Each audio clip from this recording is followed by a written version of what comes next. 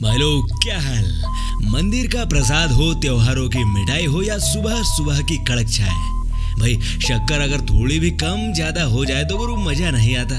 कई लोगों के दिमाग में ये कंकड़ भी कभी न कभी खनखनाता है कि शुगर आखिर बनती कैसे होगी। क्या इसमें चमक लाने के लिए जानवरों की हड्डियों का यूज किया जाता होगा?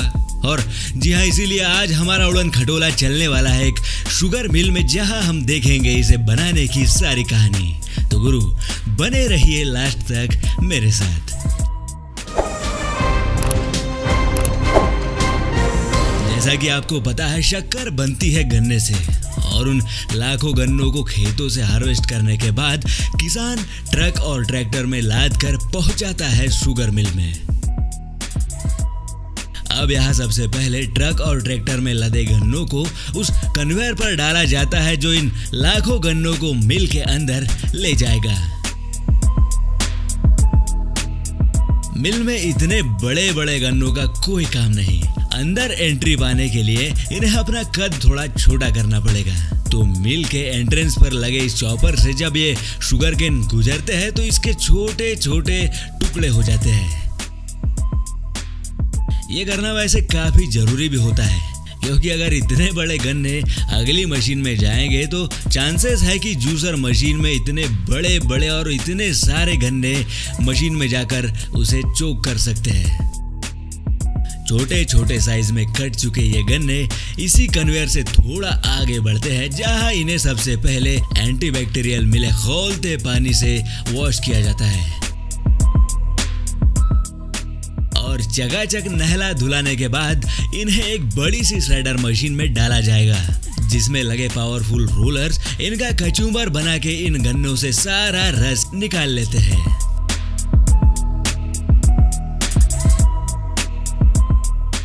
लिक्विड को अलग निकालकर जो वेस्ट मटेरियल निकलता है, इसे जरा भी वेस्ट नहीं जाने दिया जाता है। हर दिन निकलने वाले इन हजारों टन चीप में से कुछ परसेंट को कंपोस्ट बनाने वाली कंपनी खरीद लेगी और बाकी बचे वेस्ट को सुखा के इसी मिल में ईंधन के तौर पर यूज कर लिया जाएगा। हर मिनट निकल रहे इस सैकड़ों लीटर रस को आगे की प्रोसेसिंग के लिए भेजने से पहले जरूरी होता है लैब टेस्ट से गुजरना, क्योंकि अगर गलती से भी इसमें कुछ पॉइजनस चीज मिल जाए तो ये लाखों कंज्यूमर्स की जान से एक प्रकार से खिलवाड़ हो जाएगा। अगर ऐसा कुछ लैब टेस्ट में समझ में आए तो इस लॉट में चाहे कितना ही रस निकला हो, सारा नष्ट कर दिया जाएगा। और अगर सब कुछ ठीक ठाक रहे, स्टैंडर्ड पर खरा उतरे, तो इस बड़े से बॉयलर टैंक में इस लिक्विड को बॉईल किया जाएगा, तब तक जब तक कि शुगर बनाने में यूज किया जाने वाला लिक्विड ऊपर और सॉलिड इम्प्यूरिटीज नीचे तली में ना बैठ जाए। करीब 2 घंटे उबलने के बाद एल्कलाइजेशन और ब्लीचिंग के लिए सल्फर डाइऑक्साइड की स्टीम और कैल्शियम कार्बोनेट यानी चूना डालने के बाद फिर एक बार 45 मिनट के लिए मिक्स किया जाएगा, जिससे लिक्विड में बची इम्प्योरिटीज झाग के रूप में ऊपर आने लगती है, जिसे ऊपर लगातार चल रहे ये चप्पू बाहर निकालते चलते हैं। और वो इम्प्योरिटीज सूख कर ऐसे जब थोड़ी हार्ड हो जाए तो उसे खुरच के ईंधन में यूज करने के लिए अलग निकाल लिया जाता है। इस लिक्विड को अब एक बड़े से एवेपोरेशन टैंक में सप्लाई किया जाता है, जहां एक बार फिर बॉईल करने के बाद लिक्विड एवेपोरेट होकर ऊपर जमा हो जाता है और नीचे बच जाती है शुगर सिरप, जिसे शक्कर का आकार और कलर देने के लिए सुक्रोज डाल के बहुत तेजी से मिक्स किया जाएगा।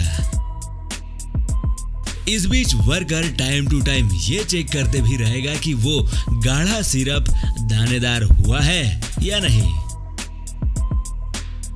देखिए, लगातार तेजी से मिक्स होते होते वो काला लिक्विड कैसे व्हाइट कलर के क्रिस्टल्स में कन्वर्ट हो रहा है।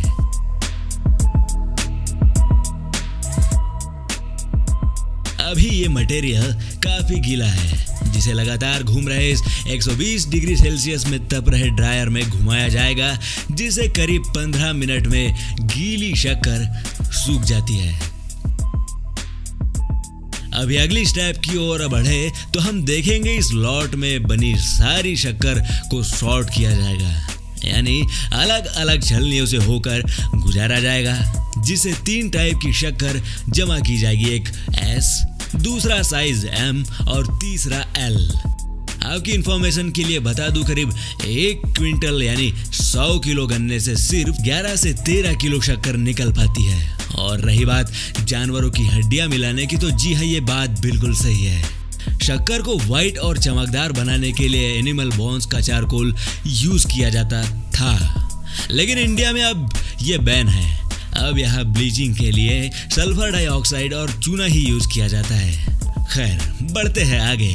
शक्कर हो चुकी है तैयार, जिसे अब इन बड़े बड़े बैग्स में बड़ी बड़ी बोरियों में डिमांड के अकॉर्डिंग वजन में पैक किया जाएगा। तो गुरु, ये थी शक्कर की कहानी। अगर ठीक ठाक लगी हो तो एक हाथ लाइक ठोक देना। तो चलते हैं, मिलेंगे ऐसे ही किसी दूसरे वीडियो में। तब तक के लिए बाय।